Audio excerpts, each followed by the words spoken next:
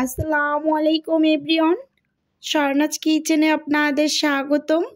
কেমন আছেন সবাই? আশা করি আল্লাহ তাআলার অশেষ রহমতে সবাই খুব ভালো আছেন। আজকে আমি আপনাদের সাথে শেয়ার করব খুব সহজে প্যাকেট মশলায় ভীষণ মজাদার রোস্ট রান্নার রেসিপি। আসলে রোস্ট তো আমরা কম বেশি সবাই রান্না করতে পারি। আমি যেভাবে রান্না করি সেটাই আজকে আপনাদের সাথে শেয়ার করব। প্রথমেই রোস্টের পিসগুলোকে আমি ভেজে নেব, সেজন্য চুলোতে একটা প্যান বসিয়ে দিয়েছি। আর আমি সোনালী মুরগি নিয়েছি রোস্ট করার জন্য। এখানে একটা মুরগি একটু বড় সাইজে নিয়েছি 4 পিস।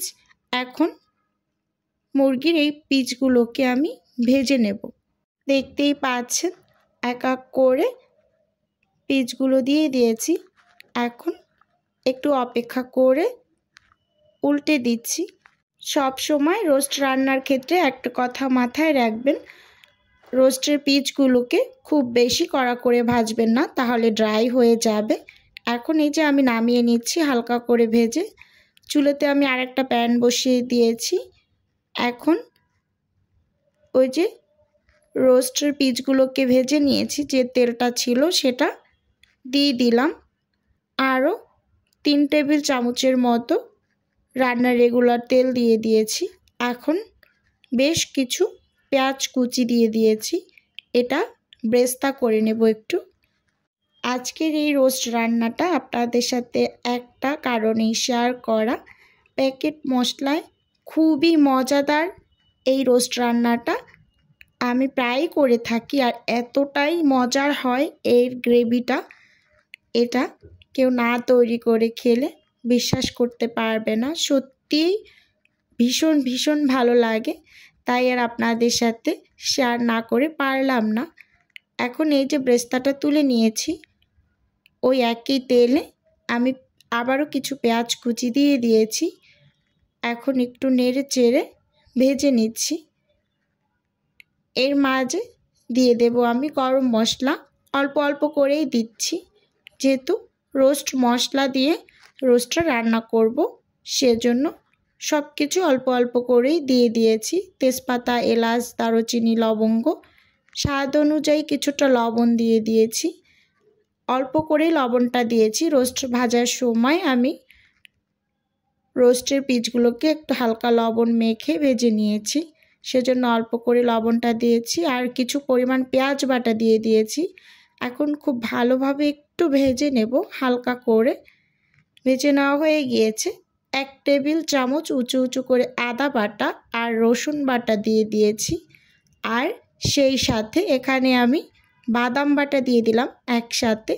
এখানে আমি 2 প্রকার বাদাম নিয়েছি, একটা কাঠবাদাম আর একটা হচ্ছে কাজু বাদাম। এই দুটা বেটে নিয়েছি। খুব ভালোভাবে একটু নেড়ে চেড়ে ভেজে নিচ্ছি। সামান্য কিছুটা পরিমাণ পানি দিয়ে দিয়েছি। ওই যে পেঁয়াজ ব্লেন্ডার করেছিলাম সেই জারটা একটু ধুয়ে। এখন আমি টক দই দিয়ে দিলাম 1/3 কাপের মতো, কারণ টক দইটা ছিল আমার একটু বরফ অবস্থায়, তাই এই যে দিয়ে দিলাম বরফ সহই, কারণ এটা ফ্রিজ থেকে নামানোর পরও বলতেছিল না আর দেরি হয়ে যাচ্ছে, এজন্য আমি বরফ অবস্থাতেই দিয়ে দিয়েছি। আর এখানে টমেটো সস ব্যবহার করছি আমি 2 টেবিল চামচের মতো। খুব ভালোভাবে এখন নেড়ে চেড়ে মিশিয়ে নিচ্ছি। আমি খুব সিম্পলভাবেই আপনাদের সাথে এই রোস্ট রান্নার রেসিপিটা শেয়ার করছি। সব কিছু গুছিয়ে একসঙ্গে যদি দেখাতে যাই তাহলে খুব বেশি বড় হয়ে যাবে। এই যে একসাথেই আমি কিন্তু টালা জিরা আর ধনিয়ার গুঁড়া দিয়ে দিয়েছি উঁচু উঁচু করে 1 টেবিল চামচ, আর কিছুটা পরিমাণ লাল মরিচের গুঁড়ো দিয়েছি কালারটা যাতে সুন্দর হয় সেজন্য। খুব ভালোভাবে নেড়ে চেড়ে মিশিয়ে নিয়েছি। এখন এই পর্যায়ে আমি রোস্ট মশলাটা দিয়ে দেব। যেহেতু একটা মুরগি নিয়েছি, মুরগিটা 1 কেজির একটু বেশি, তাই আমি পুরো রোস্ট মশলাটাই দিয়ে দিয়েছি প্যাকেটের।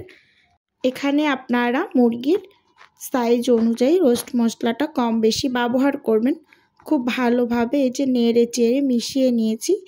আসলে রোস্টের টেস্টটা নির্ভর করে এই যে মশলা কষানোর উপর। মশলাটা যতটা ভালোভাবে কষিয়ে নেওয়া যায় রোস্ট রান্না ততটাই টেস্টি হয়। এই যে এই মশলাটা কিন্তু আমি অনেকটা সময় ধরে কষিয়ে নিয়েছি, কিন্তু এটা তো আর পুরোটা আমি দেখাতে পারছি না, কারণ আমি অনেকটা সময় ধরে মশলাটা ধীরে সুস্থে একটু কষিয়ে নিয়েছি। এখন এই পর্যায়ে ভেজে রাখা রোস্টের পিসগুলোকে দিয়ে দিচ্ছি। দিয়ে খুব ভালোভাবে একটু নেড়ে চেড়ে মিশিয়ে নেব। মিশিয়ে নেওয়া হয়ে গেলে একটু সময় নিয়ে 3-4 মিনিট এই মশলার মাঝে একটু পিসগুলোকে কষিয়ে নেব। এই রোস্টের গ্রেভিটা যে এতটা মজার আপনাদের বলে বোঝাতে পারবো না। খুবই ভালো লাগে এই গ্রেভিটা দিয়ে। পোলাও বা সাদা ভাত যে কোনো কিছুই খেতে খুব ভালো লাগে। আমি খুব ভালোভাবে এই মশলার ভিতরে একটু কষিয়ে নিচ্ছি। এখন দুধ দিয়ে দেব। এখানে আমি 1/2 লিটার দুধ দিয়ে দিয়েছি। এই 1/2 লিটার দুধেই কিন্তু পুরোপুরি আমার রোস্ট রান্নাটা কমপ্লিট হয়ে যাবে। আর চুলোর আঁচটা আমি মিডিয়ামের থেকে একটু কম করে রান্নাটা করে নেব। পাশে দাঁড়িয়ে থেকেই আমি রান্না করব, কারণ দুধ দেওয়ার পর কিন্তু নিচ থেকে ধরে যাওয়ার পসিবিলিটি থাকে রোস্ট রান্নার ক্ষেত্রে। তাই কাছ থেকে দাঁড়িয়েই রান্নাটা পুরোপুরি শেষ করে নেব। এই যে এখন একটু দেখিয়ে দিচ্ছি, দেখুন রান্নাটা কিন্তু অলরেডি হয়ে গিয়েছে। আর আমি কিন্তু পাশ থেকে একটুও নড়িনি, পাশে দাঁড়িয়ে থেকেই রান্নাটা করে নিয়েছি। মাঝে সাঝে 2-1 বার ঢাকনা খুলে অফ স্ক্রিনে একটু নাড়াচাড়া করে নিয়েছি। আমি যে পেঁয়াজ ব্রেস্তা করে রেখেছিলাম সেই ব্রেস্তার মাঝে 1 চামচ চিনি, 2 টেবিল চামচ গুঁড়া দুধ দিয়ে হাত দিয়ে খুব ভালোভাবে মেখে উপর থেকে দিয়ে দিয়েছি। আর 3টা কাঁচামরিচ, 1 টেবিল চামচ ঘি দিয়ে এখন খুব ভালোভাবে একটু নেড়ে চেড়ে মিশিয়ে চুলোটা অফ করে দেব। ভিডিওর এই পর্যায়ে এসে আমার প্রিয় আপু এবং ভাইদের উদ্দেশ্যে একটা অনুরোধ রাখছি, আমার ভিডিওর কোনো অংশ যদি আপনার কাছে একটুখানি হলেও ভালো লেগে যায় তাহলে অবশ্যই চ্যানেলটি সাবস্ক্রাইব করে আমার সাথে থাকার অনুরোধ রইল। আর হ্যাঁ, ভিডিও ভালো লাগলে অবশ্যই একটা লাইক দিয়ে ভিডিও দেখা কন্টিনিউ করবেন। এই যে একেবারে রোস্ট রান্নাটা কমপ্লিট হয়ে গিয়েছে, দেখতেই পাচ্ছেন মাশাআল্লাহ কালারটা কতটা সুন্দর হয়েছে। আর খেতে তো অসাধারণ হয়েছিল। আর এই গ্রেভিটা আপনারা দেখেই কিন্তু বুঝতে পারছেন কতটা লোভনীয় হয়েছে। বাসার সবাই কিন্তু খুব বেশি পছন্দ করে।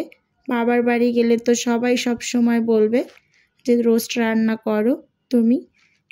আমি কিন্তু প্যাকেট মশলাই রোস্ট রান্না করি সব সময়, আর এটা খেতে দারুণ লাগে। আজকের ভিডিও এ পর্যন্তই রাখছি।